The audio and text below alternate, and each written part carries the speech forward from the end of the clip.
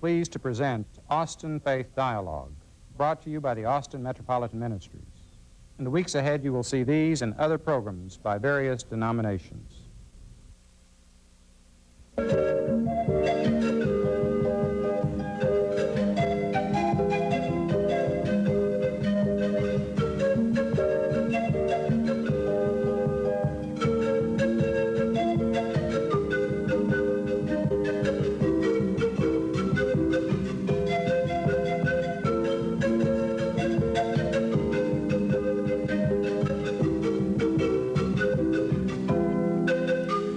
Austin Faith Dialogue, a public affairs series at the crossroads of religion and life. Austin Faith Dialogue highlights the interaction of the religious community with the social and cultural issues in the area in and around the capital city. Austin Faith Dialogue is brought to you by Austin Metropolitan Ministries in cooperation with KTBC TV. Join us now for this week's edition of Austin Faith Dialogue. Cancer. That's the dreaded word in the English language.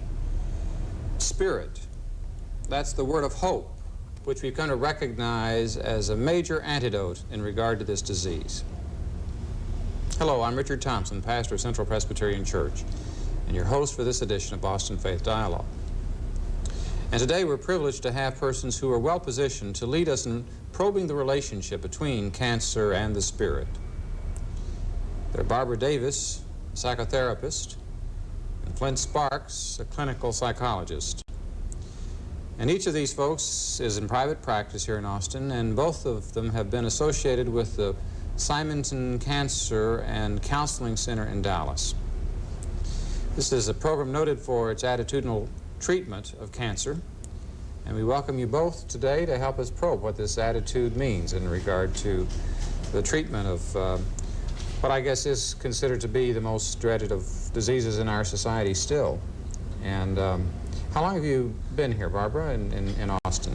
In Austin since '67. And I've been practicing as a therapist most of that time. I see. Mm-hmm. And Flint, what about you? I moved here from Denver in 1983. Mm-hmm. And after completing my doctoral studies and did my postdoctoral internship, and have practiced since my licensing here in Texas. Okay. You both work with cancer patients, is that correct? Yes. Yes.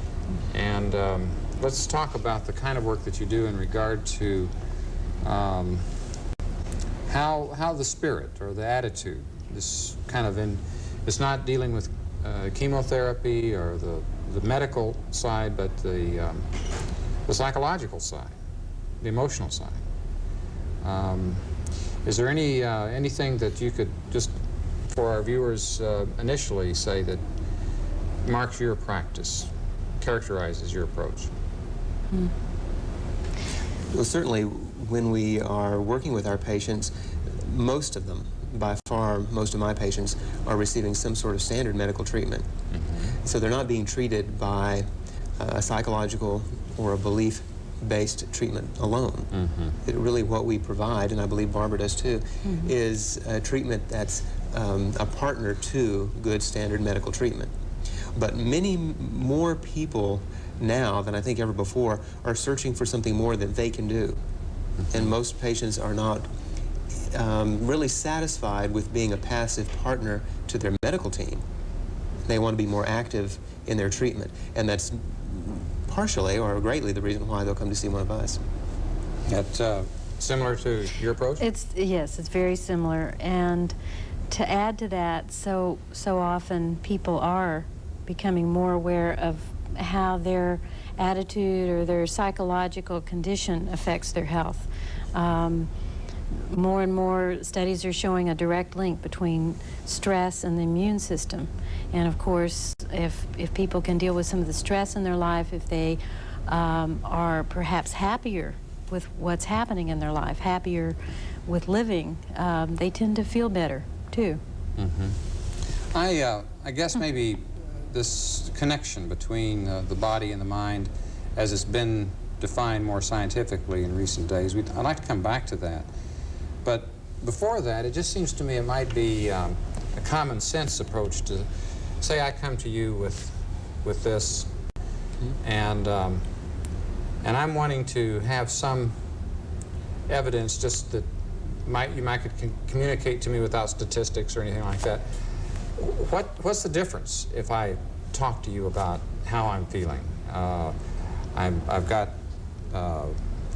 on a chemotherapy treatment or radiation treatment, and isn't that basically all I can do is just sit there and take that? Well, that's not our experience. Okay. I've worked for a number of years with cancer patients, since 1977 in my case, and my experience over those years is that people who take an active part in their medical treatment along with their medical team seem to do a little better. And when I say do better, I include manage their treatments with fewer side effects, recover from surgeries a little quicker, maybe use a little less pain medication, maybe even survive their disease longer. There's a whole range of things that people can do to improve the quality of their life, possibly even the length of their life during the time that they're ill. So that's the general position from which we come, and I come to that position from experience, not from some sort of empty hope, but from watching people do it. It's not just blind faith that makes a difference. We're not in the faith healing business, but in the actually offering people tools that they can use, and those tools come from experience of the people who have helped themselves. They really teach us. Okay. I know my experience is that I gain a great deal of knowledge from the people I work with. Yeah. You say if you were to come to one of our offices and say, how could this help me? Chances are, if you've come to our office, that you already have some interest in taking an active approach in regard to your illness. And I start with that assumption. If someone's coming into my office, they're aware that they have some power in this, some participation. And already I can anticipate that they're probably going to do better, again, using similar criteria to Flint's criteria of doing better, but they're going to do better usually than someone who feels that there's nothing they can do except the radiation or the chemotherapy. Now, I guess there's a little bit of a parallel to when somebody may show up at church and say, well, prove it to me that this religion business is going to make some difference in my life, and you assume the very fact that they're there bespeaks at least some search and some openness to that. But to just say, well, prove it to me is a little bit similar, because I don't think that you can immediately whip out charts and say, well, you know, this kind of cancer will respond to this kind of an attitudinal change. Right. But you've had evidence in your practice, and then there's this added dimension I think that you folks have reference to that maybe those of us in the church don't, and that is what is there in laboratories or in clinical settings that show the difference that it makes? Could you update us just quickly on that?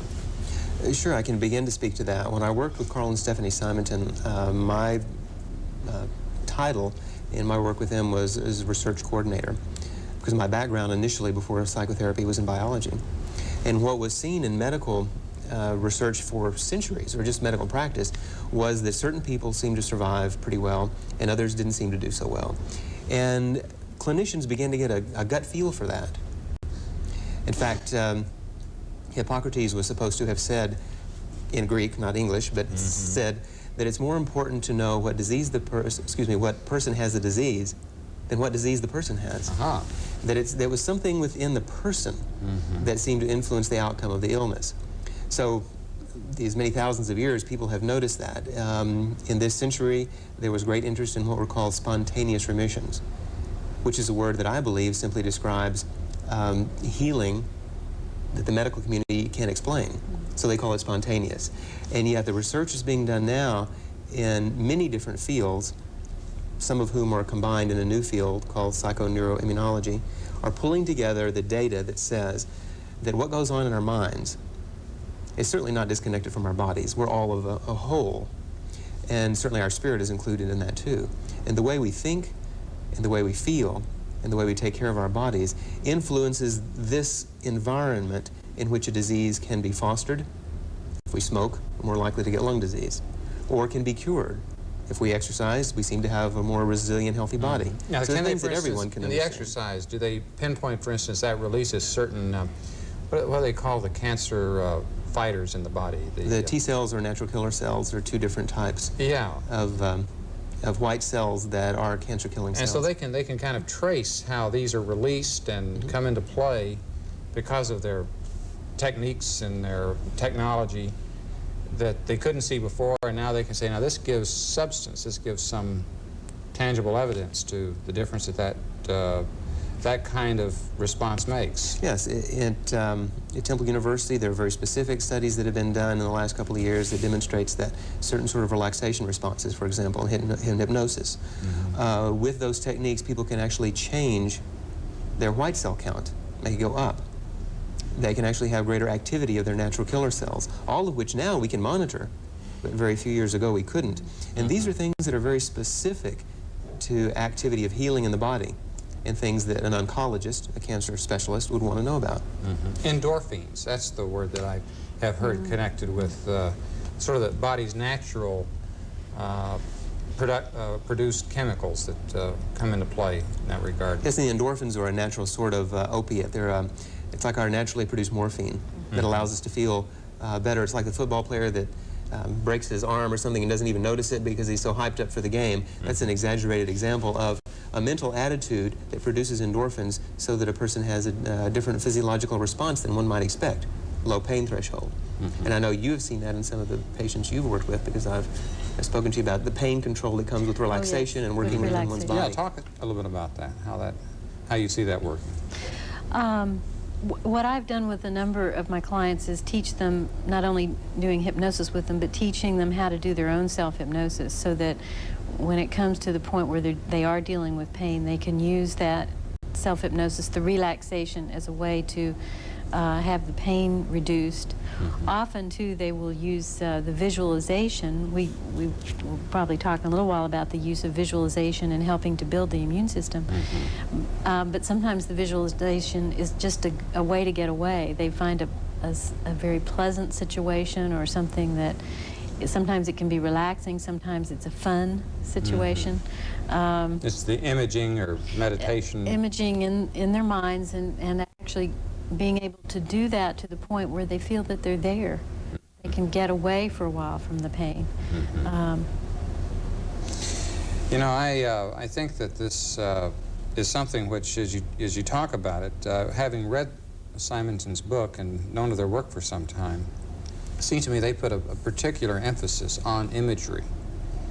That this was a doctor, and his wife was in psychotherapy, and they kind of combined their expertise to say, well, it's not just chemicals that are applied to the body, but what you can do within yourself in this regard. And you trained with the Simontons. Was that where you learned some of these techniques? It is. I became involved with the Simontons after a close friend of mine, who was also a therapist, became ill with cancer. She had a liver tumor, and she began to do some of the Simonton work, some of the visualization, and had some very remarkable results. The tumor actually shrunk.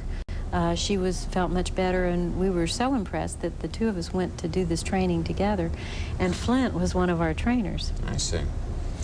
You see, there's a body of research that tells us several things. Number one, in educational research, for example, there's a lot of evidence that says that people who are expected to do well seem to do better in school performance. And that can be documented in a number of different ways.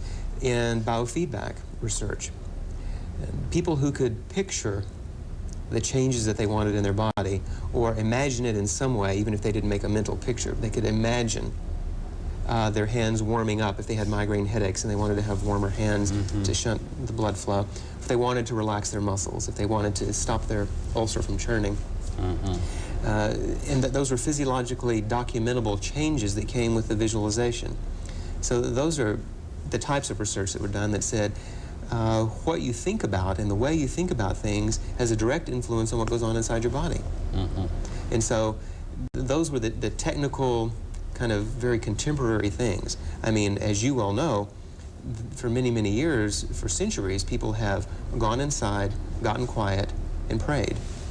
and hoped. And in that quiet place inside, they hoped to effect a change. And so there are many avenues from which you can come to this, but the results seem to be fairly consistent. Is that if a person can tap into that healing place inside, they may affect some difference in their bodies, and some of that can be documented physiologically. Okay, well, let's pick up at that point in terms of the religious connection. The extent to which you have this tradition in not just Christianity or Judaism, you see it across world religions in a variety of ways, that if you enter into a kind of a mindset, a consciousness that gives you a sense of relief and release, that can make a difference as far as your body, and in yoga that you have the control of bodily functions through, I think, in a sense, what the Menninger Clinic has done is to confirm some of that you can make a difference in your blood flow or your temperature and this. That's some of the biofeedback research that I'm alluding to. Right. So, but you don't have to be religious necessarily to avail yourself of those resources. You could be an atheist and still draw upon that resource. Would you concur that it's not necessarily a matter of faith, and at least in any doctrinal way? I certainly don't think so. No, I don't either. I think there is something there, though, that has to do with the visualization, the relaxation that we're talking about is important. There's also something there that has to do with one's peace with themselves that's important as far as finding that healing place within yourself or within oneself. And I think that there are times when a person, I've worked with people who are atheists, but still have guilt over things that came from early religious training, or people who don't feel quite satisfied or feel something incomplete in their life.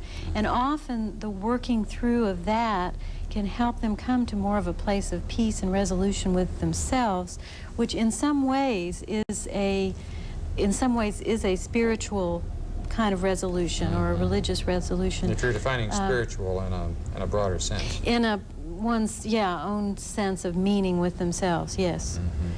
And I find that that's an important part. That's where a lot of the therapy comes in. And sometimes going back to one's religious roots and doing some exploring comes in helping a person with their own healing. And we often work with a person's minister, priest, rabbi, whoever, if that person has such a spiritual leader or helper. And we might suggest that they go speak to their minister or to their priest or whoever to talk about these things that trouble them. So sometimes the spiritual healing goes hand in hand with this, although a person need not have a particular religious structure that they're using. Let's talk about spiritual cancer as maybe a counterpart to the physical. If you have guilt that is unresolved, that you just can't get rid of, or if you have, I suspect, what you might find with even an atheist who's in a terminal condition. You know, what's to keep you from giving up hope, or to the hope factor applies to everyone. And I know you've said, Barbara, that you work with people in hospice.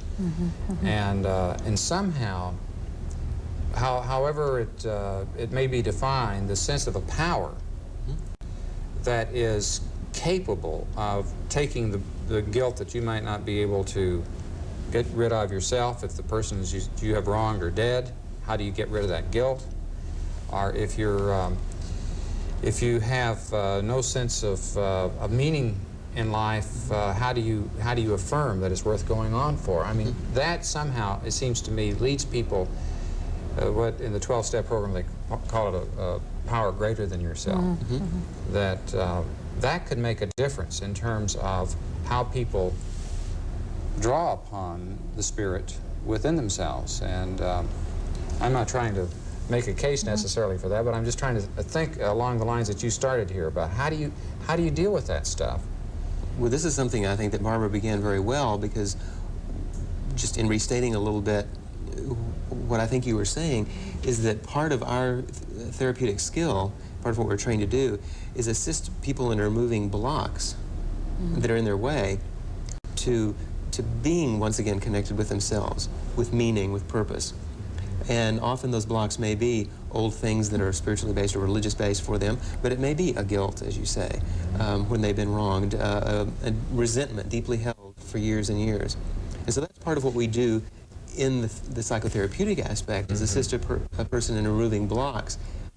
Basically, my belief, and I'm not sure about what you would respond to this, but my belief, the ultimate thing that we remove blocks from is loving.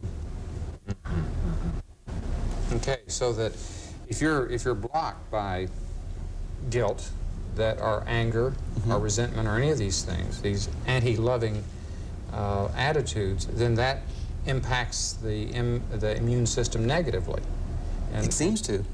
I mean, that's the counterpart to the positive reinforcement you were discussing before. And it impacts a person's sense of connection with themselves, a feeling of peace with themselves, or the love they have for themselves. And so it does seem to affect then the level of stress they experience, the feeling they have, the zest they have for living.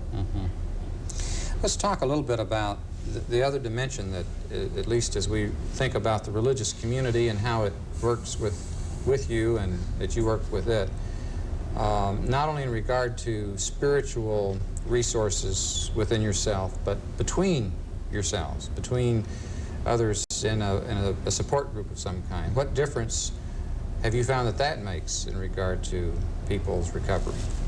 Now, you're talking specifically about patients having a support group? Yes, and the extent to which this is a religious support group that we call a church or a synagogue or something that goes by some other name. Well, one of the things that I think about is that having an illness and facing the potential for the end of one's life, which you alluded to in the very beginning, cancer many times in this culture has been a death sentence, or facing a struggle to survive or to be well, is not something that's done well in isolation. It's something that requires the resources of others, whether that be the love that we were talking about of family and friends, but also just the sort of moral and spiritual support. And a religious community and a church or some sort of spiritually based group can be a great support to people to provide a context of healing, a place where someone is literally held while they do the tough work. Because your resources are depleted personally, you may be quite tired physically, and it's nice to have other folks around to hold your hand while you walk that difficult road. Are there some things that you can do better with others than by yourself in this regard, Barbara? Well, absolutely, and I agree with the importance of the support group or some sort of group experience.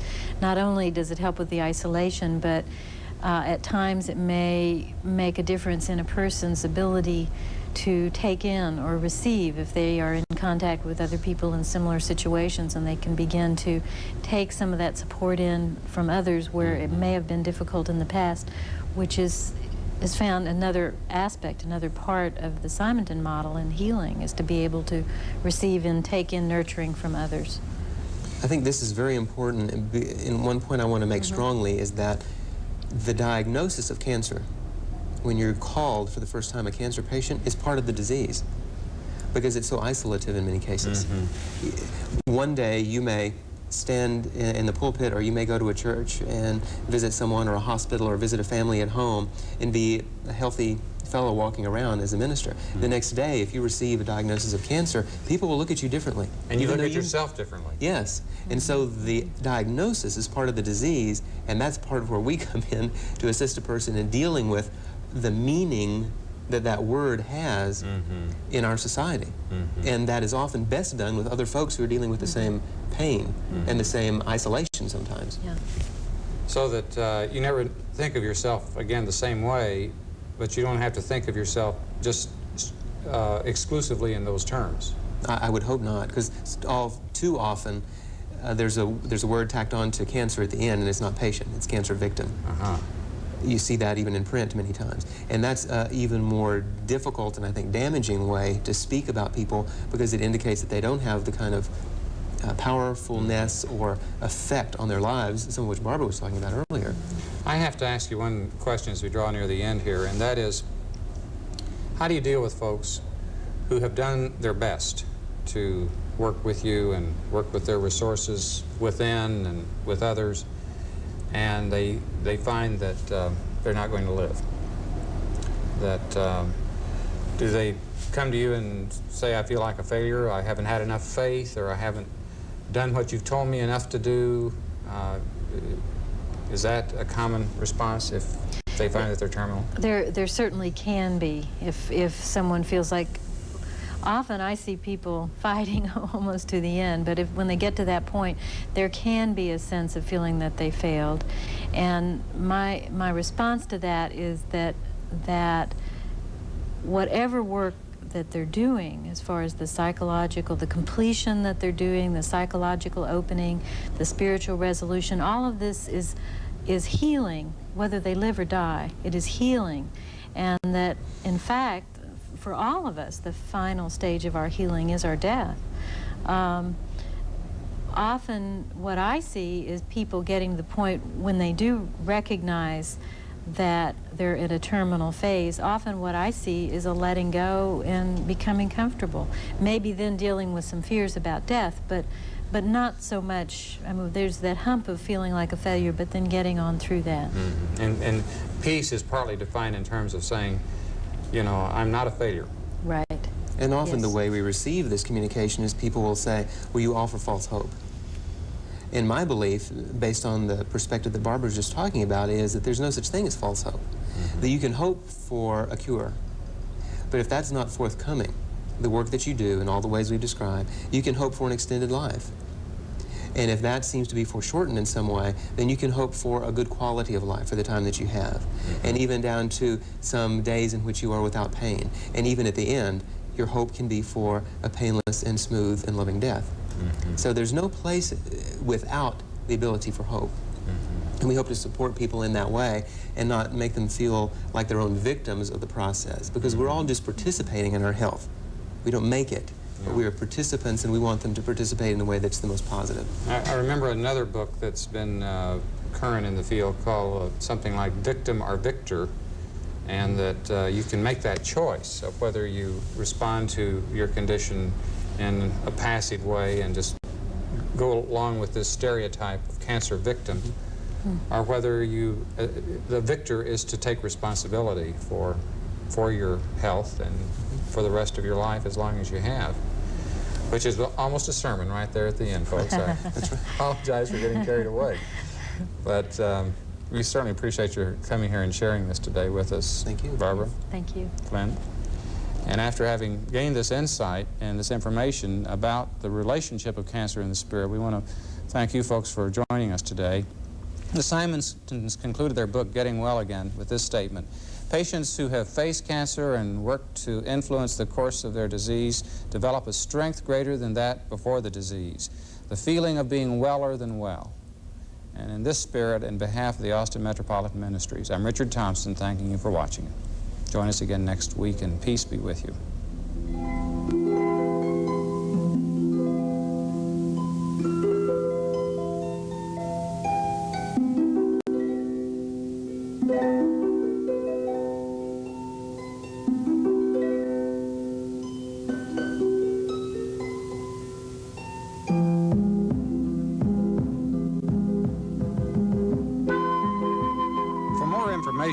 Call Austin Metropolitan Ministries at 472-7627.